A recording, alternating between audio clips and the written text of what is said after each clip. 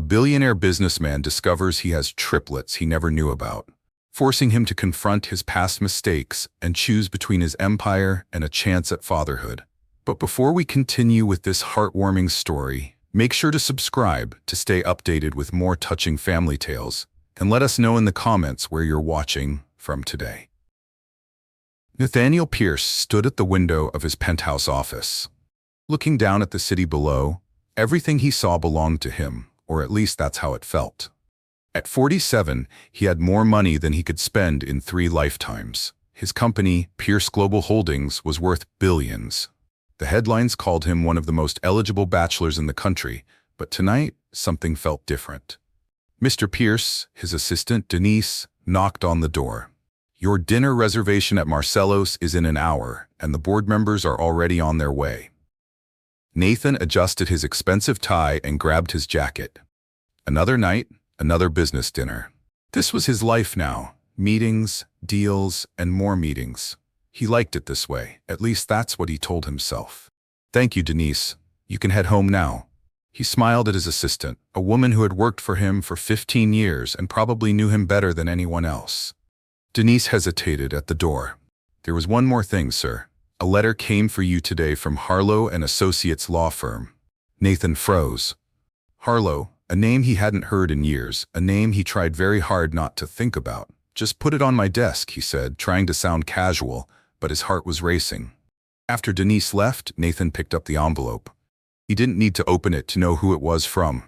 Olivia Harlow, his ex-wife, the woman he had loved more than anything until his ambition got in the way. Memories flooded back as he held the unopened letter. Their small apartment when they were first married. Olivia's laugh, the way she used to bring him coffee in bed every morning. The fights that started small but grew bigger. The day she walked out, tears streaming down her face, saying she couldn't compete with his need for success. "Not now," he muttered, putting the letter in his drawer. He had a dinner to get to. Important people were waiting. The restaurant was exactly what you'd expect from one of the most expensive places in the city. Crystal chandeliers, soft music, waiters who moved like shadows. Nathan sat at the head of the table, laughing at jokes that weren't funny, making small talk with people he barely knew.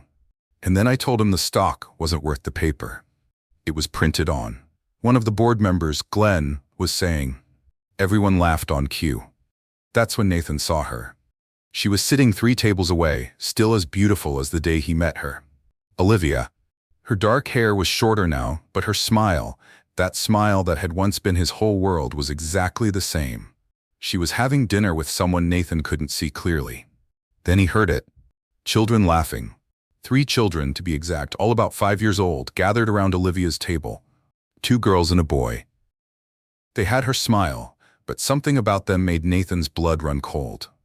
The boy's eyes, the way one of the girls tilted her head. These weren't just any children. "Mr. Pierce, are you all right?" Glenn was looking at him with concern. Nathan couldn't breathe. He couldn't think. Math wasn't his best subject, but he could count. 5 years. The divorce was 6 years ago. Olivia had left him, and he had been too proud, too stubborn to fight for her. Had she been? "Excuse me," he said, standing up so quickly his chair almost fell over. "I need some air."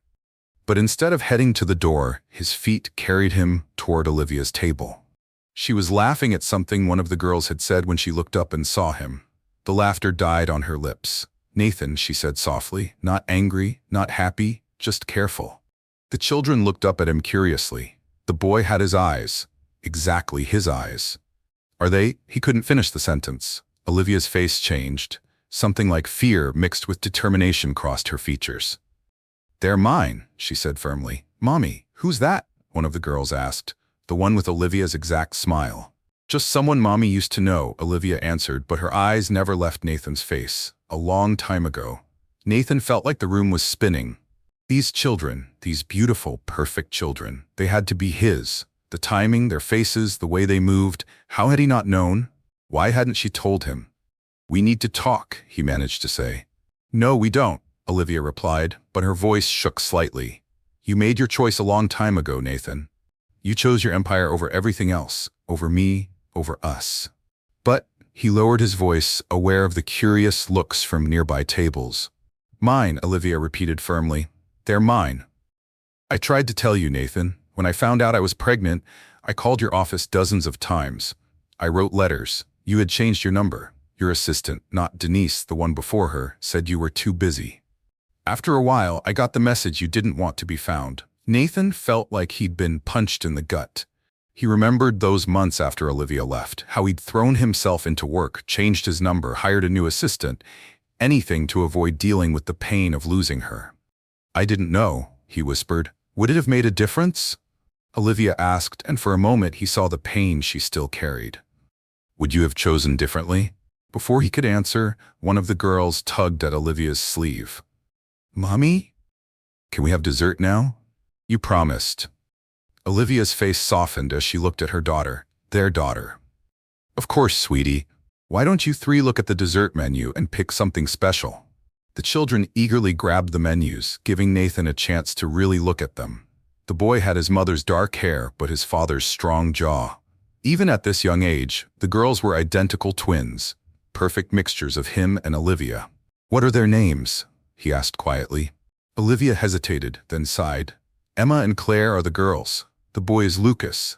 Lucas, Nathan's father's name. Had she done that on purpose? They're beautiful, he said, his voice thick with emotion. Yes, they are. Olivia's voice was softer now. And they're happy. We're happy. Olivia, please, we need to talk about this. Really talk. She looked at him for a long moment, then pulled out a business card. My office number. Call tomorrow. Not for us. That ship has sailed. But for them. If you're serious. If you're ready to be there for someone besides yourself. Nathan took the card with trembling fingers. Back at his table, his colleagues were pretending not to stare. His perfectly ordered world had just been turned upside down, and nothing would ever be the same. As he walked back to his table on shaky legs, he could hear the children's laughter behind him. His children's laughter. And for the first time in years, his empire of glass and steel felt hollow compared to what he had lost and what he might have found again. Nathan barely slept that night. Every time he closed his eyes, he saw their faces, his children. The word felt strange, even in his thoughts. He had 3 children he never knew about. 3 lives he had missed out on for 5 years. The next morning, he arrived at his office earlier than usual. Denise was already there, efficient as always, with his coffee ready. Denise, he said, his voice serious. I need you to tell me the truth. 5 years ago, did Olivia try to contact me? Denise's face changed. She set down the coffee cup slowly. Yes, sir. Many times. And what happened to those messages? Ms. Reynolds, your assistant at the time, she said you had given strict instructions not to be disturbed by your ex-wife. She returned all the letters and blocked the calls. Nathan sank into his chair. Why didn't you tell me this when you took over? By then, it had been months. I assumed. Denise hesitated. I assumed you knew what you were doing. You never mentioned her name. Not once in all these years. Nathan pulled out Olivia's business card from his pocket. It was already worn from how many times he had handled it since last night. Harlow and Associates law firm. She had become a lawyer, just like she'd always dreamed. Get Miss Reynolds on the phone, he said quietly. I want every letter. Every message that Olivia sent. Everything. Sir, that was 5 years ago. Miss Reynolds probably didn't find them, Nathan interrupted. Whatever it takes. And clear my schedule for the afternoon. At exactly 1, Nathan stood outside Olivia's office building. It was a modest law firm. Nothing like his gleaming corporate headquarters, but it had character, just like her. The receptionist led him to a small but neat office. Olivia was at her desk, reading glasses perched on her nose, surrounded by papers. She looked up when he entered, and he saw she'd been expecting him. You came, she said simply. Did you think I wouldn't? Honestly? I didn't know. The Nathan I knew would have moved heaven and earth to be here. But the Nathan you became, she shrugged. I wasn't sure. I found out about Miss Reynolds, he said, sitting down across from her. About the letters and calls. Does that make a difference? It makes all the difference. His voice rose slightly, and he forced himself to calm down. Olivia, if I had known you were pregnant, you would have what? She took off her glasses.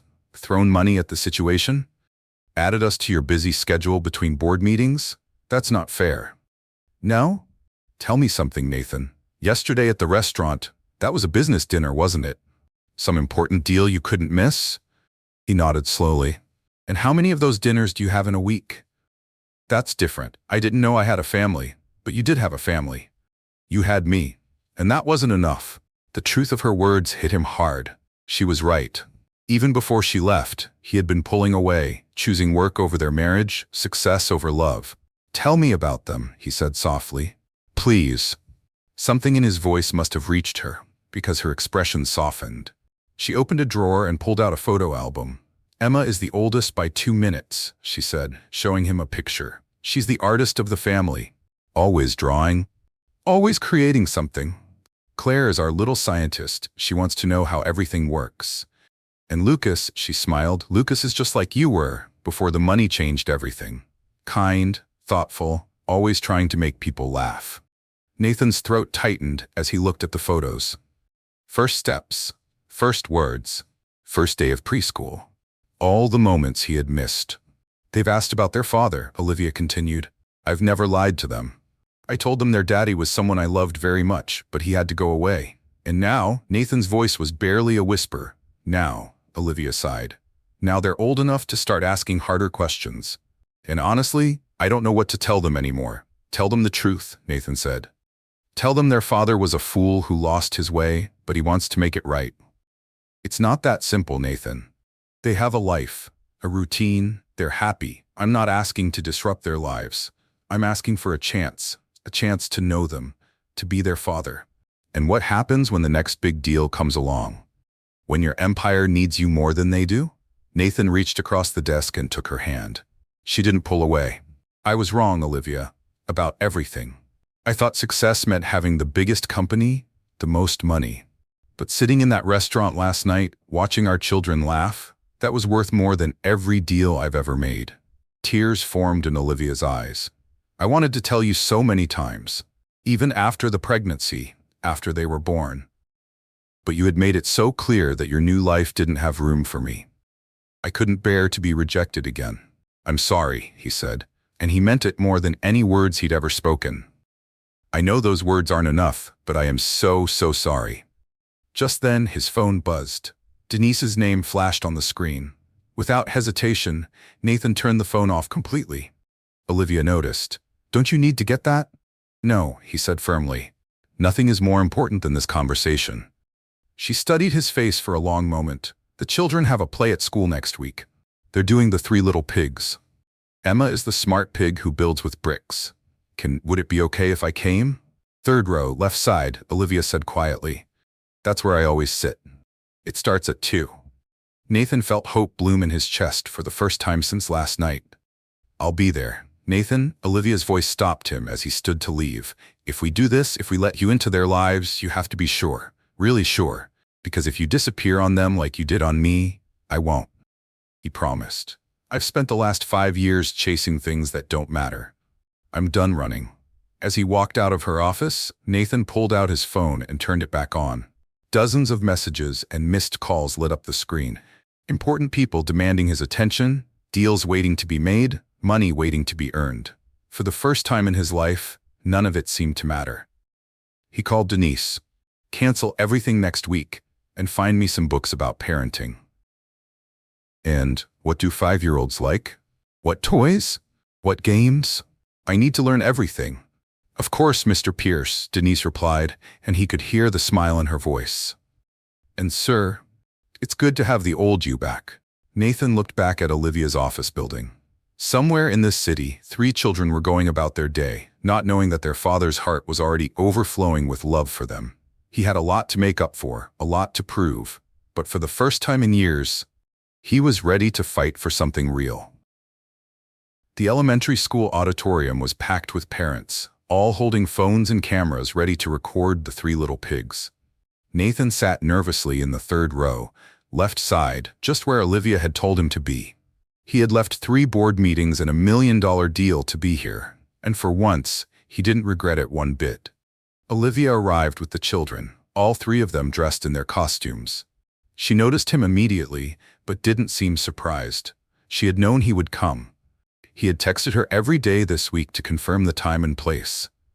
Remember, she whispered as she passed his row. They don't know who you are yet. We agreed to take this slow. Nathan nodded. He was just another face in the crowd today, but his heart nearly burst. When Emma came on stage in her brick builder pig costume, she delivered her lines perfectly, wagging her finger at her siblings about the importance of building a strong house. Claire and Lucas sat in the audience with Olivia, cheering their sister on. After the play, Nathan watched from a distance as parents congratulated their children. He wanted so badly to go tell Emma how wonderful she had been, to hug all three of them, but he had promised Olivia they would do this right. Mr. Pierce, a teacher, approached him. "I'm Mrs. Dawson, the children's teacher." Nathan tensed. "Does Olivia know you're talking to me?" The teacher smiled kindly. "She told me you might be here. She also told me the situation." She paused. "They're wonderful children. You should be proud." "I am," he said, his voice thick with emotion. "I just wish—" "It's never too late to be a good father," Mrs. Dawson said gently. "Just be patient. They're worth waiting for." Over the next few weeks, Nathan learned what it meant to be patient. He started small, sending anonymous gifts to the school. New art supplies for Emma's class, a science kit for Claire's after-school program, and sports equipment for the playground where Lucas loved to play. Olivia knew who the gifts were from, of course. They were so excited about the new soccer balls, she told him during one of their weekly coffee meetings. These meetings had become their time to talk about the children, to plan the next steps. "And the art supplies?" he asked eagerly. "Emma hasn't put down those new colored pencils since they arrived. She's already filled up half a sketchbook." Nathan smiled, imagining his daughter drawing. "I'd love to see her artwork sometime." Olivia hesitated, then pulled out her phone. "Here," she said, showing him a photo. She drew this yesterday. It was a picture of 3 pigs, clearly inspired by the play, but they were wearing regular clothes and doing everyday things. One was painting, one was reading a book, and one was playing soccer. "It's them," Nathan realized. "She drew herself and her siblings. She's very observant," Olivia said. "All 3 of them are. They notice everything." Have they asked about me? About the man from the restaurant?" Olivia stirred her coffee slowly. "Claire asked if you were one of Mommy's clients. Lucas said you looked familiar, like someone he'd seen in a dream." Nathan's heart ached. "And Emma?" Olivia smiled slightly. "Emma said you had kind eyes. Tears threatened to spill from those kind eyes. When can I meet them? Really meet them. Soon," Olivia promised.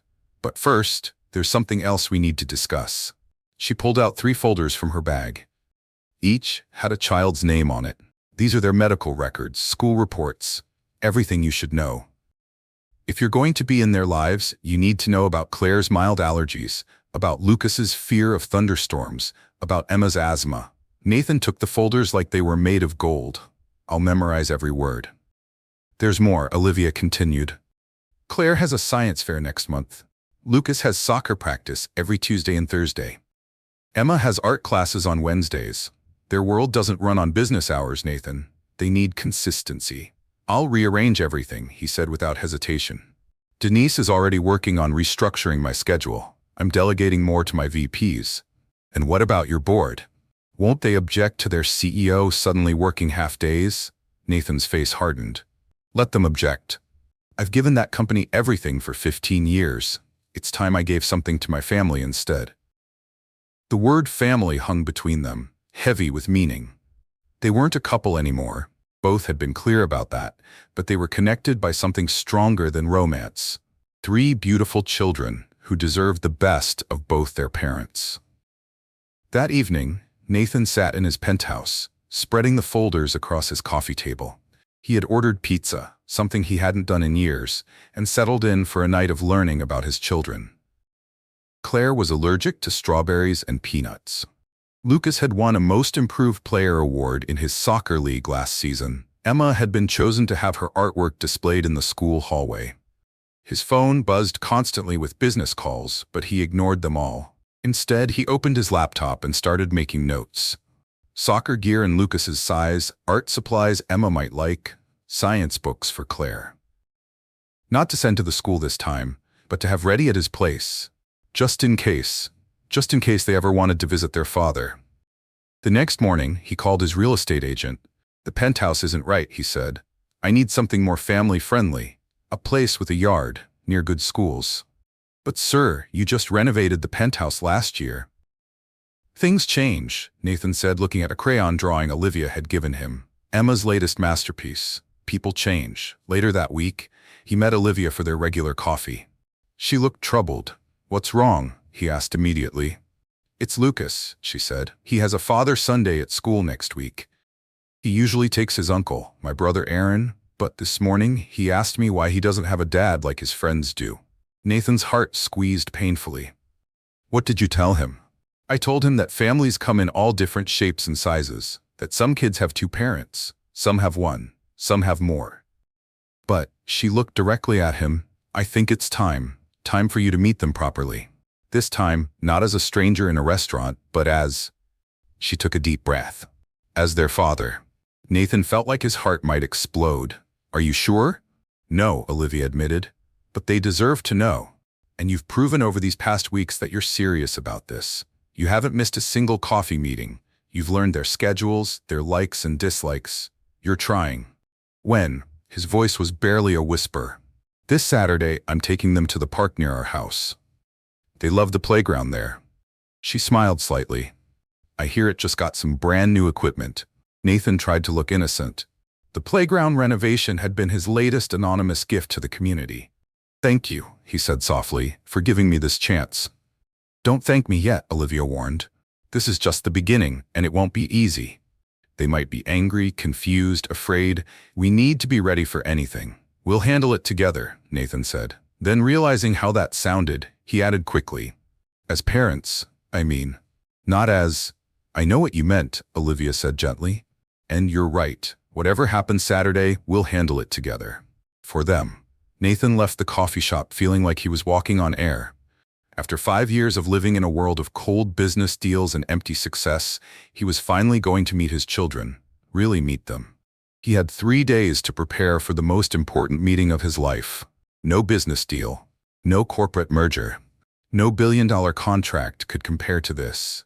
This was about family, about love, about second chances. And Nathan Pierce was not going to waste this chance. Saturday morning arrived with dark clouds threatening rain, but Nathan didn't care about the weather. He had barely slept, spending most of the night rehearsing what he would say to his children. Now, standing in his walk-in closet, he was facing an unexpected crisis. What does a father wear to meet his children for the first time? His phone rang. It was his mother, Nathaniel Pierce. "Nathaniel, darling, what's this I hear about you canceling the Morrison deal? Your father built this company on deals like that." Nathan sighed. He hadn't told his parents about the children yet. "Mother, I can't talk right now. I have somewhere important to be. More important than a $100 million deal? The board is worried, Nathaniel. They're saying you've changed." "Maybe I have," he said, finally selecting a simple blue sweater instead of his usual business suit. "And maybe that's not a bad thing. This is about her, isn't it?" Eleanor's voice turned cold. "I saw you at Marcello's 2 weeks ago, with Olivia." Nathan froze. "You were there?" "I was having dinner with the Whitakers. I saw you approach her table. Those children—" She paused. "Tell me they're not yours." "They are," Nathan said firmly. "You have 3 grandchildren, Mother. Triplets. Their names are Emma, Claire, and Lucas." The silence on the other end was deafening. Then, "How dare she keep this from us? We'll sue for custody. We're Pierces. We have rights." "No," Nathan's voice was sharp. "You will do no such thing." Olivia raised them perfectly. "Well, without us, without me, if anyone should be angry, it's them. But the company—" "The company is just a company," Nathan interrupted. "These are my children, your grandchildren. And if you want to be part of their lives, you'll respect how Olivia and I choose to handle this." He hung up before she could respond. His hands were shaking. He should have known his mother would make things difficult. The Pierces weren't used to not getting their way. At the park, Nathan arrived early. He sat on a bench, watching other families enjoy their Saturday morning. A father teaching his daughter to ride a bike, a mother pushing her son on the swings. Simple moments he had missed out on. His phone buzzed again, a text from Denise. "Your father is at the office. He's demanding to see you." Nathan typed back, "Tell him I'm busy meeting his grandchildren." A few minutes later, Olivia's car pulled into the parking lot. Nathan's heart stopped when he saw them get out. The children were dressed in bright raincoats, purple for Emma, yellow for Claire, blue for Lucas. They ran toward the playground, their mother following more slowly. "Are you ready?" Olivia asked when she reached him. "No," Nathan admitted, "but I don't want to wait another minute." They walked together to the playground. The children were already playing, Lucas on the new swing set, the girls taking turns on the slide. "Kids," Olivia called softly, "can you come here for a minute? There's someone I want you to meet." The triplets ran over, curious but not shy. Up close, Nathan could see every detail of their faces. Claire had a small freckle under her left eye, just like him. Lucas's hair fell across his forehead the same way Nathan's did. Emma had her mother's dimples. "This is Mr. Pierce," Olivia began, then paused. "Nathaniel, and he's your father." The children stared at him. Lucas's mouth fell open. Claire grabbed her sister's hand. Emma just tilted her head, studying him with those wise eyes. "You're our daddy?" Lucas asked finally. Nathan knelt down to their level. "Yes, I am. And I know I haven't been here, and I'm so sorry about that. But I want to be here now, if you'll let me. Where were you?" Claire's voice was small but clear. "I was." Nathan looked at Olivia for help, but she shook her head slightly. They had agreed to be honest. "I was being foolish. I was so busy trying to be successful that I forgot what really matters. Family matters. You matter." "Do you have other kids?" Emma asked. "No," Nathan said softly. "Just you three, and you're more than enough. You're everything." Before anyone could say more, a sharp voice cut through the air. "Nathaniel." Eleanor Pierce was striding across the park, Nathan's father, Richard Pierce, behind her. They were both in business attire, looking completely out of place among the weekend park crowd. "Mother, don't," Nathan warned, standing up. "These are our grandchildren," Eleanor announced, looking at the triplets with a mixture of pride and calculation. "They should be at home with us, not in some public park." "Mrs. Pierce," Olivia said coolly, "this isn't the time or place." "Oh, it speaks," Eleanor sneered. "Tell me, dear, how much money did you think you'd get by hiding our grandchildren from us?" The triplets pressed closer to their mother, scared by the angry woman's tone. Nathan stepped between his parents and his family. "You will not speak to Olivia that way," he said, his voice low and dangerous. "She has been a wonderful mother. She protected them, loved them, gave them everything they needed." "Where were you?" "Where was I?" "Son," Richard tried, "be reasonable. Think of the scandal. We need to handle this privately with our lawyers." "No." Nathan turned to his children who were watching with wide eyes. "I'm so sorry about this. This isn't how I wanted our first meeting to go. But I want you to know something. Your mother is the strongest, bravest person I know, and everything she's done for you." Emma stepped forward suddenly, her small hand slipping into Nathan's. "Your eyes are sad," she said simply. That simple observation, that innocent touch, broke something in Nathan. Tears fell freely down his face. "I am sad," he admitted. "Sad that I missed so much. Sad that I'm only meeting you now. But also very, very happy that I get to meet you at all." Claire and Lucas moved closer too, curious rather than afraid now. Eleanor started to say something else, but Richard put a hand on her arm. "Eleanor," he said quietly, "look at them." The children were standing with Nathan now, looking up at him with questions in their eyes. Olivia watched carefully, ready to step in if needed, but letting the moment unfold. "Can we call you Daddy?" Lucas asked suddenly. Nathan looked at Olivia. She nodded slightly. "I would love that," he said, his voice breaking. "But only if you want to. We can take it slow, get to know each other first. I want to know everything," Claire declared. "Do you like science?" "I love science, especially space." "And soccer," Lucas added hopefully. "And drawing," Emma chimed in. Nathan laughed through his tears. "I want to know everything about you too. Everything you like, everything you don't like, all your favorite things." Eleanor and Richard stood awkwardly to the side, watching their son interact with his children for the first time. The anger seemed to drain from Eleanor's face, replaced by something softer. "They have your eyes," she said quietly to Nathan. "All three of them." "They have a lot more than that," Olivia said, speaking up. "They have his kindness, his creativity, his spirit, everything good about Nathan before the business world changed him." And now she looked at Nathan with something like hope. Now maybe they'll have their father too. The rain that had been threatening all morning finally began to fall, soft and gentle, but nobody moved. The Pierce family, all three generations, stood in the rain, watching as something broken began to heal, as something lost began to be found. It wasn't perfect, There would be more difficult conversations, more tears, more adjustments, but it was a start. And sometimes a start is all you need. The weeks following the park meeting brought big changes to everyone's lives. Nathan had bought a house just 10 minutes from Olivia's. A warm, comfortable place with a big backyard and a room for each of the children. He'd let them pick their own colors for the walls. Deep purple for Emma's room, sky blue for Claire's, and forest green for Lucas's. Today was their first overnight visit. Nathan had never been more nervous in his life. The EpiPen for Claire's allergies is in the kitchen drawer, Olivia reminded him for the third time. And Emma's inhaler is in my pocket. Nathan finished. And Lucas might get scared if there's thunder, but reading him a story helps. I remember everything. Olivia nodded, but he could see the worry in her eyes. This was the first night she would spend away from them since they were born. "Mommy, we'll be fine," Claire said, hugging her mother's legs.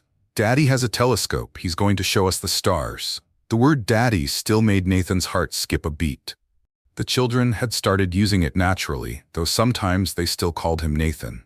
He treasured both equally. And he got art supplies, Emma added excitedly, real artist ones, and a soccer goal in the backyard. Lucas couldn't contain his joy. Olivia smiled despite her anxiety. Okay. You three be good. Call me if you need anything. Anytime, okay?" After she left, Nathan stood looking at his children, and felt a moment of panic. What did he know about being a father? "Can we have pizza?" Lucas asked hopefully. Nathan laughed, relieved. Pizza, he could handle. "Sure, buddy. What kind do you like?" "Cheese, pepperoni, everything except anchovies." They all spoke at once, and Nathan found himself relaxing. They were just kids, his kids, and they wanted to spend time with him. While waiting for the pizza, Claire discovered his home office. "What's all this?" she asked, pointing at his computer screens showing stock market data. "That's what I do for work," Nathan explained. "I help companies grow and become successful." "Is that why you weren't with us?" The question was innocent, but it hit Nathan hard. "Partly," he admitted. "I thought being successful meant making lots of money. But I was wrong. Being successful means being there for the people you love." Claire considered this, like how Mommy always comes to our school plays. Exactly like that, Nathan swallowed hard. "I'm sorry I missed those plays, but I won't miss any more. Promise." Claire's eyes were serious. "Promise? Promise." The pizza arrived and they ate in the living room, something Nathan had never done before. The children told him about their school, their friends, their dreams. "I want to be an astronaut," Claire declared, "and discover new planets." "I'm going to play soccer in the Olympics," Lucas said confidently. "I want to paint pictures that make people happy," Emma added softly. Nathan listened to each dream with equal attention. "You can be anything you want to be," he told them. "I'll help you get there." After dinner, they set up the telescope on the back porch. Nathan had taken astronomy classes in college, and Claire was impressed by his knowledge of constellations. "That's Orion," he pointed out. "See his belt? 3 stars in a row, like us," Emma exclaimed. "We're 3 in a row too." "Yeah," Lucas agreed. "I'm the middle star." "No, I am," Claire argued. "Actually," Nathan intervened, "you're all special stars, just like in the sky. Each one of you shines in your own way." The children loved this idea, and soon they were making up their own constellations. Nathan took pictures on his phone to send to Olivia, wanting her to be part of the moment too. Bedtime proved more challenging. Despite their excitement about their new rooms, the children were nervous about sleeping in a strange place. "Can we all sleep in the same room?" Lucas asked, clutching his favorite stuffed dog. "Please," the girls echoed. Nathan thought about it. "How about we make a fort in the living room instead?" This suggestion was met with enthusiastic approval. Soon, the living room was transformed with blankets, pillows, and Christmas lights Nathan had found in a closet. He read them 3 stories, one chosen by each child, until their eyes started drooping. Just as they were falling asleep, thunder rumbled outside. Lucas tensed immediately. "It's okay," Nathan soothed, pulling his son close. "Remember what the telescope showed us? Thunder is just the sky saying hello." "That's not scientific," Claire mumbled sleepily.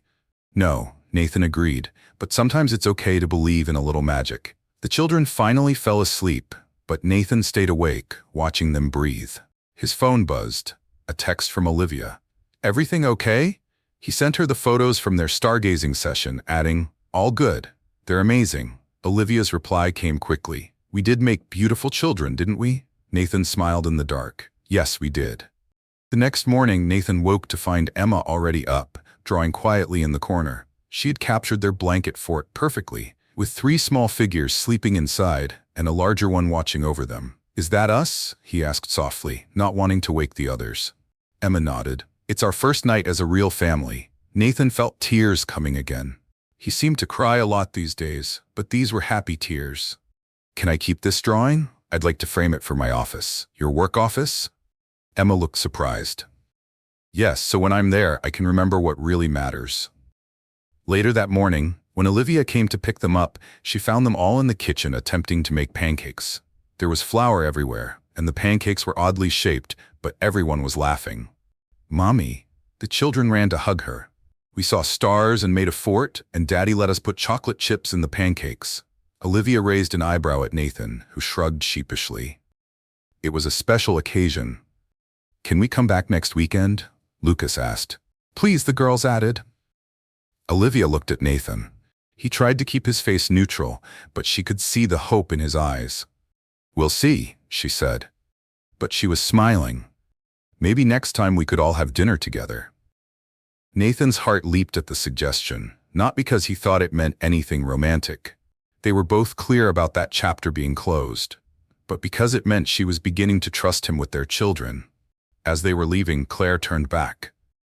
Daddy, will you come to my science fair next week? I'm doing a project about the stars we saw. I wouldn't miss it for the world, Nathan promised. After they left, Nathan walked through his house. It was messier than it had ever been. Blankets everywhere, dishes in the sink, flour on the floor, but it had never felt more like home. He went to his office and pinned Emma's drawing right above his computer screens. Then he called Denise. Cancel my Tuesday morning meetings, he said. My daughter has a science fair to present. Of course, Mr. Pierce, Denise replied warmly. Should I get flowers for her? Nathan smiled. Make it a chemistry set instead. And Denise, thank you for understanding. Thank you for finally understanding too, sir. Nathan looked at Emma's drawing again. 3 small stars and 1 big one, all under the same roof. It wasn't the success story he had once dreamed of, but it was better. So much better. But as he sat there, the quiet began to press on him in a way it hadn't before. He felt his heartbeat speed up, a tightness squeezing his chest. He closed his eyes and rubbed the heel of his hand against his sternum, willing the feeling to pass. Panic attack. The word flickered across his mind, uninvited. He hadn't had one in years, not since the worst days of the company, but the helplessness was the same. He forced himself to breathe slowly, counting in time with the blinking cursor on his computer screen. He couldn't afford to fall apart now, not when they needed him. It started as a normal Tuesday morning. Nathan was reviewing contracts in his office when his phone rang. Seeing Olivia's name, he smiled, thinking she was calling about their planned family dinner that evening. But her voice was tight with panic. Nathan, it's Emma. They're taking her to the hospital. He was already grabbing his keys. What happened? Her asthma. It's bad. This time really bad. We're in the ambulance now. He could hear sirens in the background and Emma's labored breathing. Which hospital? St. Mary's. Nathan, she's so scared. I'm on my way. He rushed past Denise's desk. Cancel everything. Family emergency. The drive to the hospital was a blur. Nathan ran 3 red lights, not caring about the tickets. All he could think about was his little girl struggling to breathe. He'd only been a father for a few months. He couldn't lose her now. At the hospital, he found Olivia in the emergency room holding Claire and Lucas close. The twins looked terrified. Where is she? Nathan demanded. They took her back there. Olivia pointed to the double doors. They wouldn't let me go with her. They said her oxygen levels were too low. Nathan pulled all of them into his arms. His family. Even if he and Olivia weren't together anymore. She's going to be okay. She has to be okay. Hours passed in the waiting room. Claire and Lucas eventually fell asleep on the uncomfortable chairs. But Nathan and Olivia stayed awake, waiting for news. I should have seen it coming, Olivia said quietly. She was wheezing a little last night, but I thought her inhaler would be enough. Don't, Nathan said firmly. Don't blame yourself. You're an amazing mother. Some mother, Olivia laughed bitterly. I can't even protect her from this. Hey, Nathan took her hand. Remember what you told me when I first came back? That we handle things together now? That goes both ways. You're not alone anymore. A doctor finally emerged from the double doors. Mr. and Mrs. Pierce? Neither corrected him. How is she? They asked in unison. Emma is stable now, but she had a severe asthma attack. Her airways were severely constricted. We've started her on medication, but we'd like to keep her overnight for observation. Can we see her? Nathan asked. The doctor nodded. She's been asking for both of you and her siblings. They woke Claire and Lucas gently, and the family followed the doctor to Emma's room. She looked so small in the hospital bed, with tubes in her nose and monitors beeping around her. Daddy, her voice was weak, you came. Nathan rushed to her side, taking her tiny hand in his. Of course I came, sweetheart. I'll always come when you need me. Both of you. Emma smiled tiredly at her parents, together. Olivia and Nathan exchanged a look over their daughter's head. Even in the hospital, Emma was trying to play matchmaker. Claire and Lucas climbed carefully onto their sister's bed. Does it hurt? Claire asked. Not anymore, Emma assured them. The doctors gave me special medicine. I was scared, Lucas admitted. Me too, Emma said. But then I remembered what Daddy said about stars. That we're all special stars that shine our own way. I just needed to shine a little harder to breathe better. Nathan felt his throat tighten. He hadn't known his words had meant so much to her. But as he listened to Emma's soft voice, another thought slid in, unbidden, cold and heavy. What if he wasn't enough? What if no matter how much he tried, he would always be the man who showed up too late? He pressed his free hand against his chest, feeling that same tight ache he'd tried to ignore all night. It was easier to focus on the business deals and contracts because they never looked at him with eyes so trusting, so full of hope he didn't know if he deserved. He swallowed hard, forcing the fear back down. This was not about him. This was about her. The night wore on. The twins eventually fell asleep again, curled up in a chair together. Olivia and Nathan sat on either side of Emma's bed, neither willing to leave. You don't have to stay, Olivia told him around midnight. I know you have that big merger tomorrow. Denise is handling it, Nathan said firmly. This is where I need to be. Emma stirred in her sleep, and both parents instinctively reached to adjust her blanket. Their hands touched briefly. Remember when they were born? Olivia asked softly, how tiny they were. I wish I had been there, Nathan said, the familiar regret washing over him. You're here now. Olivia's voice was gentle. When it matters. Morning came, and with it, better news.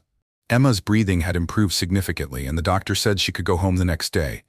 But she would need more aggressive treatment for her asthma, including daily nebulizer treatments. I'll get the best specialists, Nathan promised. Whatever she needs. We can handle the cost, Olivia started, but Nathan shook his head. Please, let me do this. Not because I'm trying to throw money at the problem, but because she's my daughter. And I love her. I love all of them. Olivia studied him for a moment, then nodded. Okay, but I have conditions. Anything. We do this as a team. Every decision we make together. And you have to promise me something else. What's that? Promise me you won't disappear again. Not just for Emma, but for all of them. They need their father, the father you are now. Not the man you were before. Nathan looked at his sleeping daughter, at the twins curled up together, at the woman who had raised them alone for so long. I promise. On everything I love, I promise. Later that day, when Emma was feeling stronger, Nathan pulled out his phone. Want to see something special? He showed her a video of the aurora borealis he had found online. See those lights in the sky? They're like nature's own special stars. And guess what? When you're feeling better, we're all going to take a trip to see them. Emma's eyes widened. Really? All of us? All of us, Olivia confirmed from the doorway. As a family. But not until you're stronger, Nathan added. So you have to follow all the doctor's orders, okay? Emma nodded solemnly. I will. I want to see the skylights with my whole family. Later, when Emma finally drifted off to sleep, Nathan stepped into the quiet hallway. For a moment, he leaned back against the wall, closing his eyes. The day had been too much. The fear, the regret, the weight of remembering every moment he hadn't been there. His hands were shaking. He pressed them flat against his thighs to still them. He knew he was changing, but sometimes he still felt like an imposter in this new life. Like he was pretending to be the father they deserved, afraid one day they'd all realize he didn't know what he was doing. He took a slow breath, steadying himself. One step at a time, he reminded himself. That was all he could promise. That evening, as Emma slept peacefully, her breathing finally easy, Nathan sat in the hospital corridor. He pulled out his phone and began composing an email to his board of directors. Effective immediately, I am stepping back from day-to-day operations, he wrote. My family needs me. And for the first time in my life, I'm choosing what really matters. He pressed send without hesitation. Success had a different meaning now. It wasn't measured in dollars or deals, but in the steady breathing of his sleeping daughter and the trust in her eyes when she called him daddy. Down the hall, he could hear Claire explaining constellations to Lucas and Olivia's gentle laughter. His family, his real success story. The news about Nathan Pierce stepping down from active management of his company made all the business papers. Billionaire chooses family over fortune, read one headline. But Nathan didn't care about the headlines anymore. His focus was entirely on his family, especially Emma's recovery. 2 weeks after the hospital scare, Nathan had transformed one of the rooms in his house into a special art studio for Emma. The room had perfect lighting, an air purifier, and all the art supplies a 5-year-old could dream of. Is this really all for me? Emma asked, her eyes wide as she took in the easels and paints. All for you, princess, Nathan smiled. The doctor said you need a calm place to do your breathing treatments. I thought maybe art could help make those treatments more fun. Olivia stood in the doorway watching them. She'd been doing that a lot lately, watching Nathan with the children, seeing how he'd changed. The nebulizer treatments take 20 minutes, she reminded them. That's a long time for a 5-year-old to sit still. That's why I got these. Nathan pulled out a set of watercolor paints. You can paint while the medicine helps you breathe. And look, Claire and Lucas have spaces too. He showed them the other corners of the room, a small telescope by the window for Claire, and a comfy reading nook with sports magazines for Lucas, so we can all be together during Emma's treatments. He explained. Olivia felt tears in her eyes. This was the man she had fallen in love with all those years ago, before money and success had changed him. He was back, but different. Better. Mommy, can we stay here tonight? Claire asked. Please? The children had been splitting their time between both homes, but since Emma's hospital stay, they'd been wanting to be together as a family more often. Actually, Nathan spoke up, I wanted to talk to all of you about something. He led them to the living room, where they all sat on the big couch that had become their favorite spot for family meetings. I've been thinking, he started, this house is too big for just me, and Emma needs both her parents close by for her treatment. So what if we turn this into our family home? All of us. The children's eyes lit up, but Olivia tensed. Nathan, not like that, he quickly added. I had the contractor look at it. We can create 2 completely separate living spaces. You and the kids would have the main house, and I could take the guest house out back. We'd each have our own space, but we'd be close enough for the children, especially for Emma's late-night treatments. I want that, Lucas exclaimed. Then we could play soccer in the backyard every day. And use the telescope, Claire added. And paint together, Emma said softly. Olivia looked at their hopeful faces. Can I think about it? Of course, Nathan said. No pressure. It's just an idea. But later that night, after the children were asleep, Olivia found Nathan in the kitchen. Did you really mean what you said about separate spaces? Completely separate, he assured her. I know we're not getting back together, Olivia. I respect that. This isn't about us. It's about them. She sat at the kitchen island.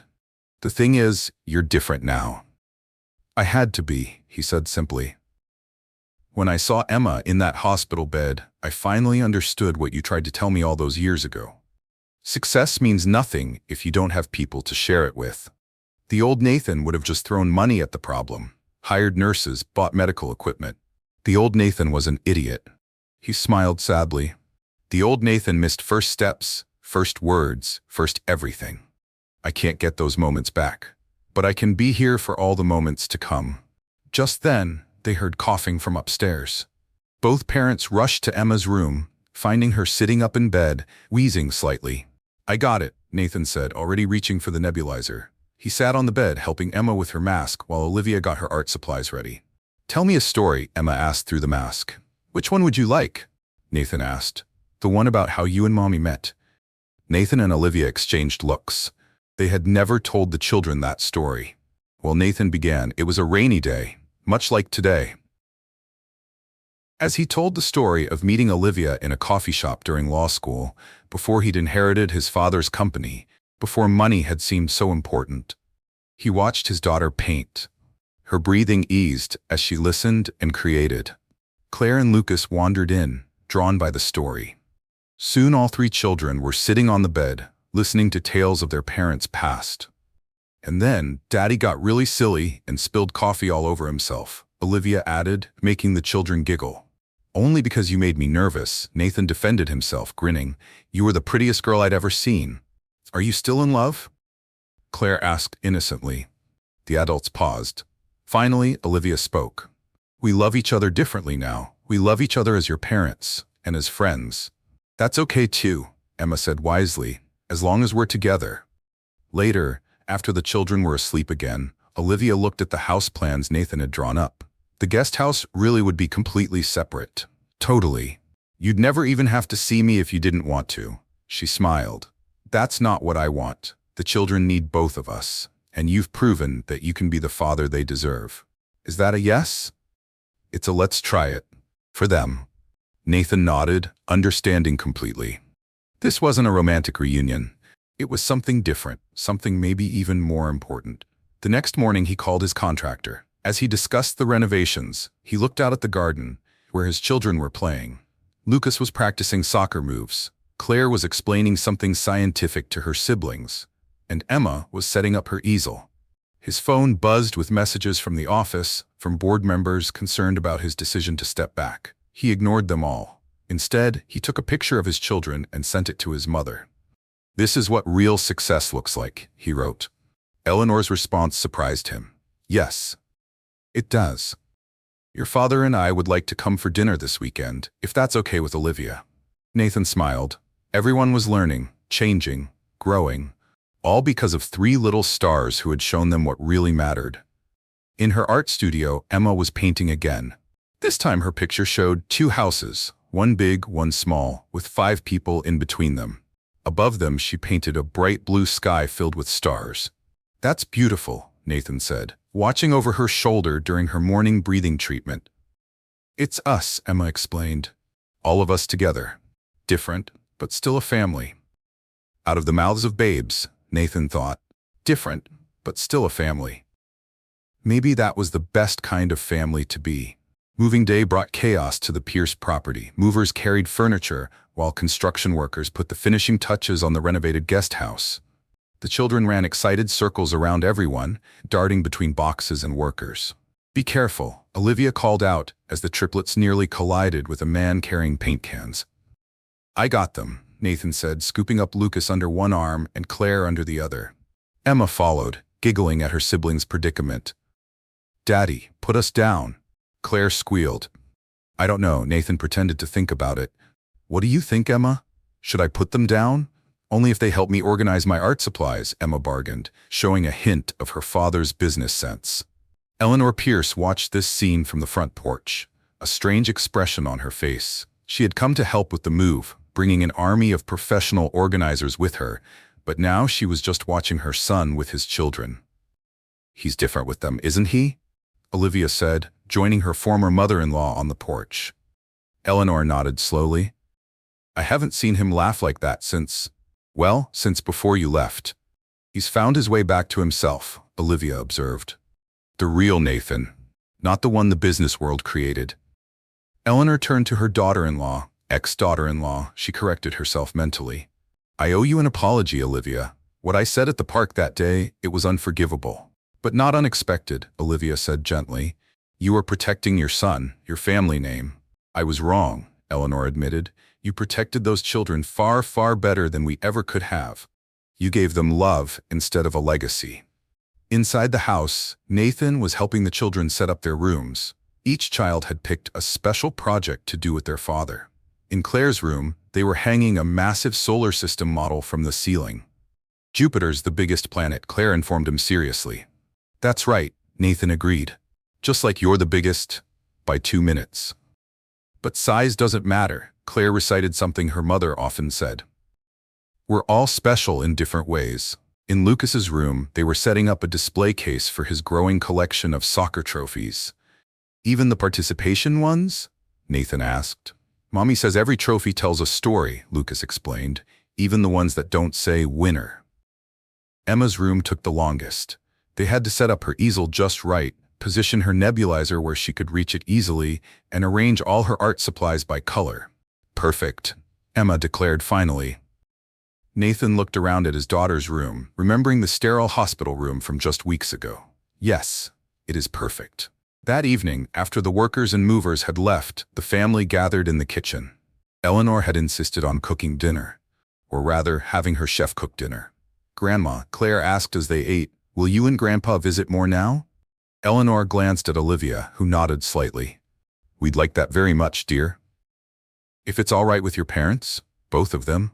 Lucas checked. Both of them, Eleanor confirmed. Your mother and father are both part of this family. After dinner, Nathan walked his mother to her car. Thank you, he said simply. For what? For trying. For accepting this unconventional arrangement. Eleanor touched her son's cheek. You know, watching you today, the way you are with them, with Olivia, I finally understand why you stepped back from the company. Some things are worth more than money. As the days passed, the family settled into a routine. Every morning, Nathan made breakfast for everyone in the main house. Before heading to his office in the guest house, he had kept a few key roles in the company, but delegated most of the day-to-day operations. The children moved freely between both houses, treating the guest house like an extension of their home. They had even decorated one of its rooms as their special space, a place where they could go when they needed time with just their dad. One evening, about a month after the move, Olivia found Nathan sitting on the back porch of the guest house, looking troubled. What's wrong? She asked, sitting in the other chair. The board wants me back full-time, he said. They're not happy with the current arrangement. What are you going to do? Nathan looked at the main house, where they could see the children through the windows. Emma was doing her evening breathing treatment while painting. Claire was reading a book about space, and Lucas was organizing his soccer cards. I'm going to tell them no, he said firmly. I'll sell my shares if I have to. I'm not missing any more moments. Olivia touched his arm gently. You really have changed. I had good teachers, he smiled, nodding toward the children inside. They heard Emma coughing. Both parents stood automatically, but Olivia waved Nathan back down. I've got this one, she said. You had the morning treatment. As she walked away, Nathan called after her. Olivia, thank you. For what? For giving me another chance to be their father. For showing me what really matters. She smiled. You did that yourself, Nathan. The moment you chose them over everything else. Later that night, after the children were asleep, Nathan sat in his guest house office. But instead of looking at business reports, he was going through a box of drawings Emma had made for him. One showed their two houses, with the words "My Happy Family" written in wobbly letters. His phone rang.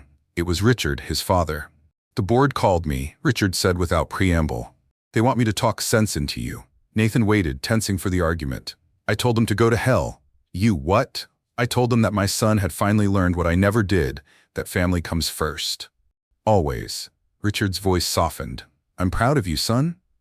Nathan looked at Emma's drawing again. Thanks, Dad. Want to come over this weekend? Lucas has a soccer game. Wouldn't miss it, Richard said. Your mother's already picked out her cheering outfit. After hanging up, Nathan walked to the main house to do one final check on the children, something that had become his nightly ritual. He found Olivia doing the same thing. They stood together in the hallway between the children's rooms, listening to their peaceful breathing. We did good, Olivia whispered. You did good, Nathan corrected. I'm just trying to catch up. You're catching up just fine, she assured him. They shared a smile, not a romantic one, but one of deep understanding. They had found their way to a different kind of love, one built on co-parenting and friendship, and 3 amazing children. As Nathan walked back to his guest house, he saw a shooting star streak across the sky. He remembered what he'd told the children about stars and families and shining in your own way. Some people might think their arrangement was strange. 2 houses, 2 separate lives, but one united family. But Nathan knew better now. Family wasn't about conventional arrangements or traditional structures. Family was about love in all its many forms. 6 months had passed since the family moved into their unconventional arrangement. Fall had turned to winter, and now spring was bringing new life to the garden that connected the main house to Nathan's guest house. But more than just flowers were blooming. Healing was taking place, one day at a time. The occasion was Lucas's first big soccer game. The whole family had gathered at the local field. Nathan and Olivia, Eleanor and Richard, even Denise had come to watch. But something was wrong.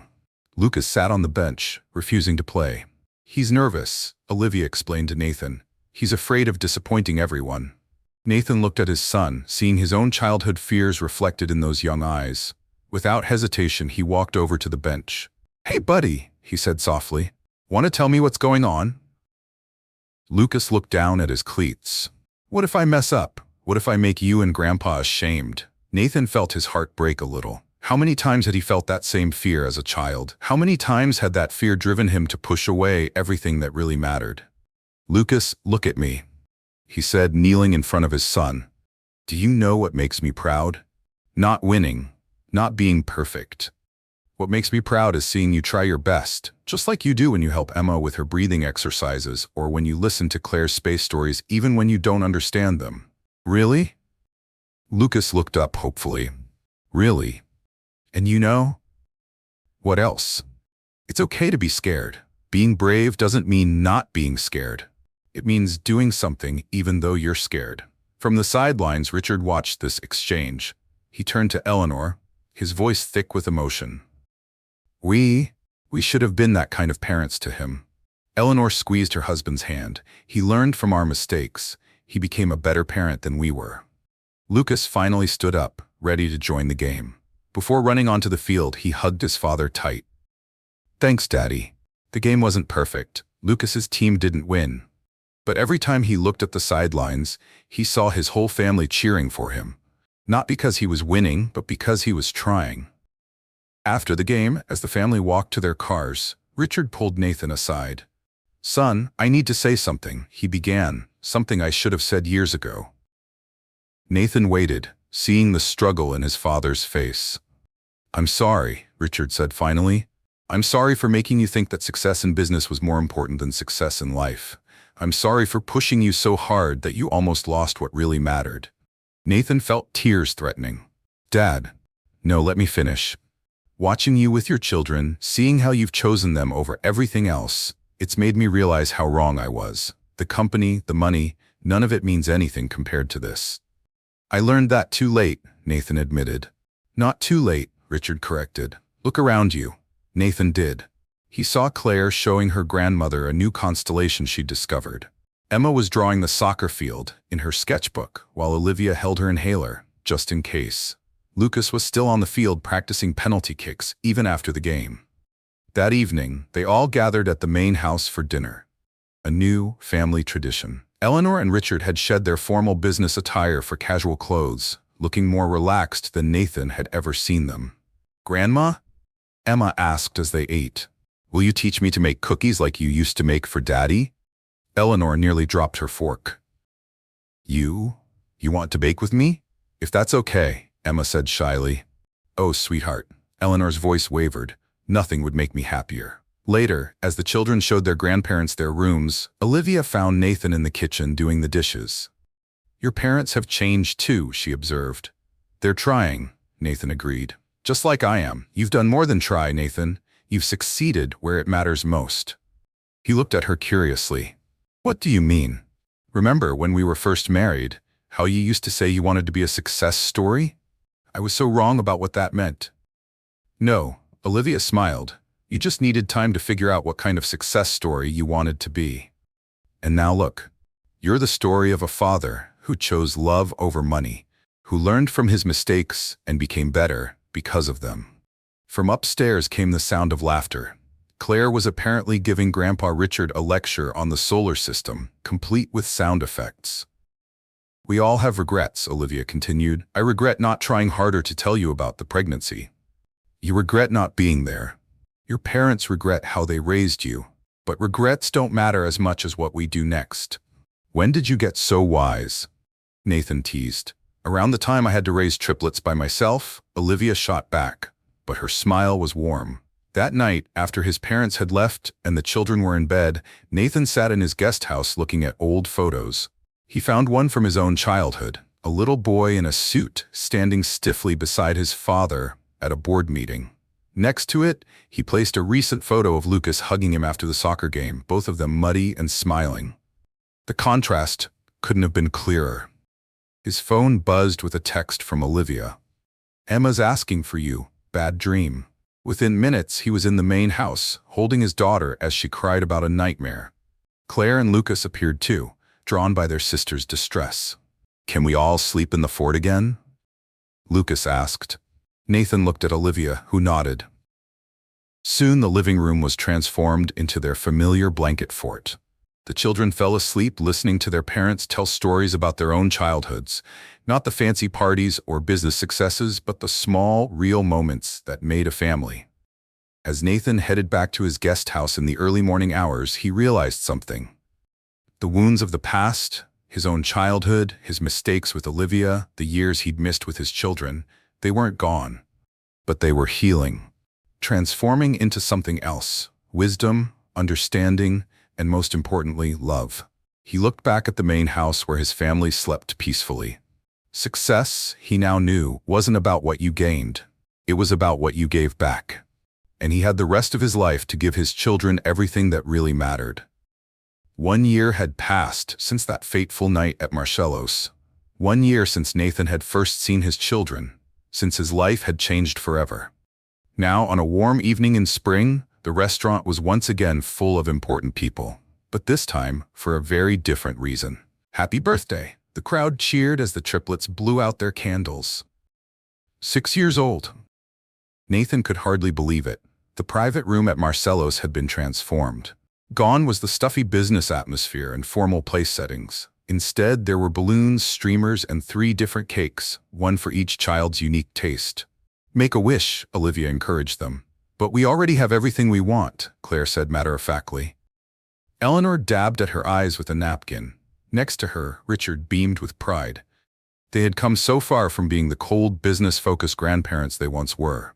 Now, Eleanor spent every Tuesday baking with Emma, while Richard never missed one of Lucas's soccer games.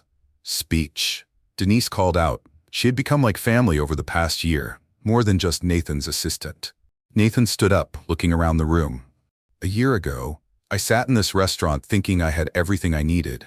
I had money, success, power. But I was wrong. I had nothing, because I didn't have what really mattered." He looked at his children, Emma in her purple party dress, Claire with her telescope-shaped hair clips, Lucas in his soccer jersey despite the formal occasion. Then 3 little stars came into my life and showed me what true success looks like. It looks like Emma's breathing getting stronger every day, like Claire discovering a new constellation, like Lucas scoring his first goal. He turned to Olivia, and it looks like forgiveness, understanding, and second chances. "Thank you for giving me the chance to be their father." Group hug. Lucas declared, and suddenly, Nathan found himself surrounded by his children. "Can we give them their special present now?" Eleanor asked eagerly. Nathan nodded. 3 large envelopes were brought out, one for each child. Inside each envelope was a letter and a legal document. "What is it?" Claire asked, studying the papers carefully. Well, Nathan explained. "Remember how we talked about different kinds of families? How some live in 1 house, some in 2, some have different names?" The children nodded. "These papers make it official that you're Pierces, but only if you want to be. You can keep your mother's last name if you prefer. It's your choice." "We'd be Pierces, like you and Grandma and Grandpa?" Lucas asked. "Yes, but more importantly, it shows the whole world what we already know, that we're a family. Different from some families, maybe, but still a family." "Can we hyphenate?" Emma asked, surprising everyone with her vocabulary. "Harlow Pierce, so we have both names." Nathan and Olivia exchanged proud looks. "Of course you can," Olivia said. "If that's what you want, I want that too," Claire agreed quickly. "Me 3, Lucas added, and so it was decided. The papers were signed, making official what their hearts had known for months. They were the Harlow Pierce family, unique and perfect in their own way. Later that evening, as the party wound down, Nathan found himself back at the same spot where he had first seen his children a year ago. Olivia joined him. "Penny for your thoughts?" she asked. "I was just thinking about that night. How scared I was when I realized they might be mine. And now, I can't imagine my life without them." "You've come a long way," she said softly. "We all have." He looked at their children, now showing their grandparents how to play a new game they'd invented. "Thank you, Olivia." "For what?" "For not giving up on me completely, for letting me be part of their lives, for showing me what matters." She touched his arm gently. "You did the hard work yourself, Nathan. You chose them. Every day, you choose them. And I always will," he promised. The children ran over, full of cake and excitement. "Daddy, can we show Mommy our surprise now?" Nathan checked his watch. Perfect timing. They all went outside to the restaurant's garden terrace. The sun was setting, painting the sky in beautiful colors. "Look up," Nathan told them. Right on cue, lights began to dance across the sky. Not the real aurora borealis he had promised them, but a beautiful light show he had arranged, creating the illusion of dancing lights among the stars. "It's magic," Emma whispered. "Like our family," Claire added. "Better than winning any soccer game," Lucas declared. Nathan looked at his family, his children gazing at the lights, Olivia smiling proudly, his parents holding hands like teenagers, Denise taking pictures of everything. This was his real empire, his true success story. 1 year ago, he had been a different man, a man who measured worth in dollars and deals. Now he measured it in hugs, in bedtime stories, in soccer games and science projects and crayon drawings. "Daddy," Emma tugged at his sleeve. "Will you teach me to draw the lights?" "Of course, Princess. We can try tomorrow during your breathing treatment." "Can we all draw together?" Claire asked. "Even though I'm not good at art," Lucas added. "Especially because you're not good at art," Nathan laughed. "That's what families do. We try things together, even when we're not good at them." Later that night, after the party was over and the children were asleep in their rooms in the main house, Nathan sat in his guest house, looking at their birthday cards to him. Each one was different. Emma's was a beautiful drawing. Claire's included scientific facts about birthdays around the world. And Lucas's had a soccer ball sticker and slightly crooked letters. He placed them carefully in a special album he kept, not of business achievements or press clippings, but of real success. His children's artwork, school reports, photographs of family moments. On the last page, he placed a new photo from tonight. All of them looking up at the lights, their faces full of wonder. Below it, he wrote, "The real meaning of success, loving and being loved in return." Nathaniel Pierce, once known as the ruthless businessman who had everything, now had something far more valuable. A family that proved second chances were possible, that love could heal old wounds, and that sometimes the best success stories weren't about what you gained, but about what you found when you weren't even looking. And as he walked the path between his guest house and the main house, one last time that night, checking on his sleeping children as he always did, he knew that this moment, this life, this love, was worth more than all the billions he'd ever made. He had finally found his true fortune, and it was worth every star in the sky. So the story is over, our wonderful friends. Are you still here at this hour? If you are, there's something in this journey that must have touched your heart, just like it touched mine. Maybe it's because deep down, we all understand that success isn't about numbers in a bank account or the shiny trophies we collect. It's about the quiet moments no one else sees. The bedtime stories, the messy pancake breakfasts, the small hands reaching for yours because they trust you'll be there. Nathan's story reminds us that no matter how far we stray from what matters, there is always a path back. Sometimes that path is paved with regret, and sometimes it's lit by hope, but it's never too late to choose love, to choose presence. As one old proverb says, no man ever steps in the same river twice, for it's not the same river and he's not the same man. We change, life changes, and that's okay, because growth means understanding that there are no perfect parents, no perfect families, only people who keep showing up for each other. So tonight, if you take away anything from this story, let it be this. You don't have to be extraordinary to be loved. You just have to be there. You just have to try. Because the real success isn't in what you build outside, it's what you nurture inside the hearts of the people you love. If this story resonated with you, I'd be so grateful if you'd like, share, and subscribe to our channel. Maybe someone you know needs this reminder too. And remember, wherever you are on your journey, you are not alone. You are loved, and you are exactly where you need to be to begin again.